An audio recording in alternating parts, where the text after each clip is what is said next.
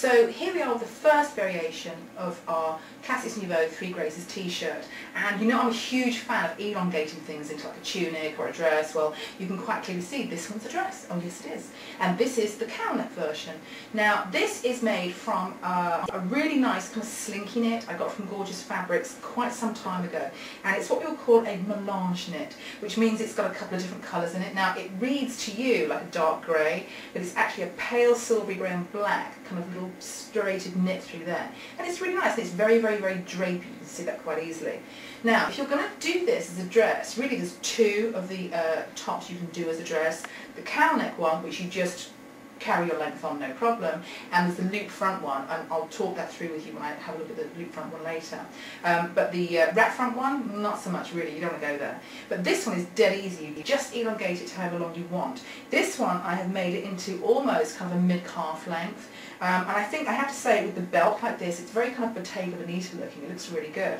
So you can wear it with one of two things, either a hip slung belt like this, or a narrow belt through the waistline like that. It really does need a belt, you've got to do it. And this one I finished as usual with the armhole rib, but of course you can do the sleeves if you want to. But it's a really nice way of getting a really beautiful dress out of a very, very simple top pattern. And honestly, there's nothing else to do to it, you just elongate it. It's that simple. So now I've shown you this one, I'm going to show you the loop front with the elbow length sleeve. Okay, so while we were filming this, especially the first bunch with the sleeveless versions, I suddenly realised I haven't shown you an elbow length sleeve, so I thought, okay, better do one of those. And I have to tell you, these are so quick to make up. I mean, really, it was very, very quick and easy to do. So this is the loop front version with the elbow length sleeve.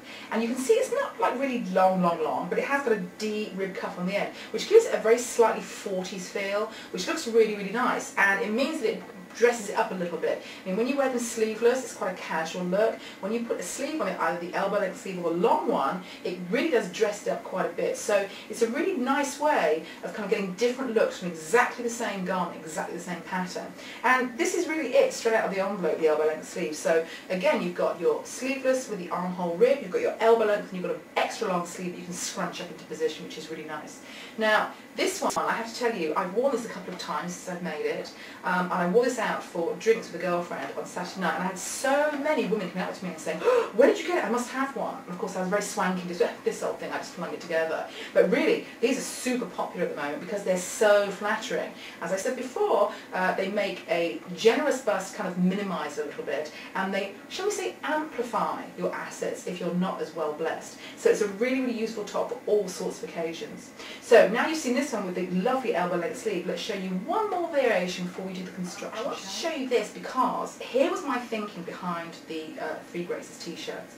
I had in my head that it was all going to be, they're all going to be very kind of, you know, elegant looking, and we're going to use solid colours, and it's going to be very pale colours, you know, white and off-white and cream and stone and, you know, blush pink and all those kind of off colours that look very Grecian and very kind of classy. But when I was making them, I kept thinking, well, I don't know, maybe it's going to look good in a print, I don't know. So I decided I was going to do it in a stripe because for me, really, strictly speaking, a stripe's kind of an honorary neutral. It's like an honorary solid as far as I'm concerned. But I do love a stripe because it's got that real kind of graphic simplicity. So I rummaged around my stash and I found this beautiful knit, and I believe it's a rayon blend, but I could be wrong. But I got this a while ago from Gorgeous Fabrics, and when I saw it on their site, I just knew I've got to have it, got to have it. So I bought, fortunately, quite a few yards of this. And this works beautifully, so a stripe knit's going to work really, really well on this, because you can see what happens is your stripes start going in lots of different directions. You don't just get a horizontal striped t-shirt, which, beautiful as they are, you can get a bit bored with after a while. So this, you get lots of different direction, going down here, across here, and it sort of swoops up into here. And the end effect of all this is, it just looks really, really flattering. It gives a beautiful kind of sinuous shape to the body. So I really recommend, if you're using this pattern, certainly see if you have any nice strap knits in your stash, or you can find some, or maybe even an all-over pattern would be good. I think the only thing these ones wouldn't work so well in, I mean they'll still work but not so brilliantly, is a big splashy floral where you need to kind of see the flowers. Anything small, anything kind of all over, is going to look really good, and I think this looks fantastic. And just to make you aware, I've done on this a 3/4 sleeve with a deep hem, and I wear it kind of scrunched up to here because I like it. And that isn't in the pattern. The pattern is for either an elbow length sleeve or a long sleeve, but of course you can just elongate the elbow length or chop off the long one. It's really your call. And this is the whole point about these kind of things. You can mix and match and do whatever you want to make your perfect top. So now I've shown you the basics and I've shown you some variations. We need to get to the nitty gritty, and that is the construction. And I promise you, you'll be amazed at how simple they are. So here we are with our construction tips for the Classics Nouveau 3 Graces t-shirts. And I really wanted to do some very detailed construction clips because although they are very easy to make, you may look at the envelope illustration and you may see that I've rated it for advanced beginner, and you will think I have finally taken leave of my senses. Well, I promise you, they're really a lot easier than they look. You basically get a lot of visual bang for your buck when you make these, because although they look complex, they're dead simple. Now what I want to show you the first time, this is really, really key, is that this is how you join the fronts of any of the versions to the back. Bear in mind the back is the same on all of them. So this is a really good thing to learn, and it's something you can apply to other knit tops or blouses or whatever. And I believe in America you call it stitch and flip. I could be talking out the back of my head, but this is just how I know like a clean finished neckline. It's really easy to do. So I'm going to show you with the cowl neckline, and I've deliberately done it in different colours so you can see what I'm doing, otherwise it just turns into one big blob of colour. Okay. So you put the back on either on your stand or on your table. Really doesn't matter, it's whatever you're more comfortable with. And you will see I've attached the back neck facing across here.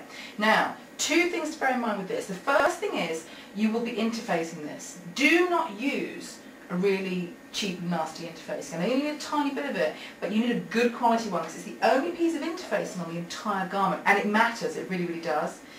So I use my my usual lovely supplier, which is Pam Ernie at sewingsupply.com, and I used her knit interfacing, which is gorgeous. It's got a beautiful handle, and it's just a tiny little scrap of it, and that's on there. And the other thing to bear in mind is whatever you do not understitch this facing. The normal thing to do, of course, you put a facing on, you understitch it.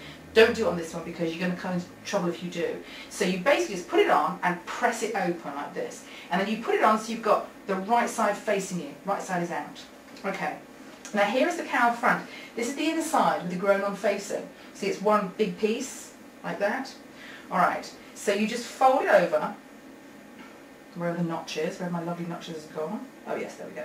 Okay, now that's the wrong side. This is the right side. You can see it'll just cowl up like that. Right side as in correct side? Right side as in correct side. That is a sewing terminology, is right side. I hope you know that. Okay, I didn't. You've only been married to me 22 years, but never mind. Okay. Alright, so what you do is you put the right side of the front to the right side of the back. Really, really simple. Just like you normally would, right sides to right sides. I've got your folded piece here. This is kind of your corner where your notch is. And you're going to line it up with the seam on the neckline. I just put that over here so the weight doesn't pull itself off. Now, if you can see this, I pull it out away from the edge, about 1/4 of an inch, just that tiny little fraction. It means you get a nice clean finish at the neckline. So, and you line it up with the seam. So you line your kind of folded piece with the seam line here. And what I always do is pin it, and I pin it once there, where I should pin it, and then, because I'm sneaky, and I like it to look nice, I pin it along this seam line here too.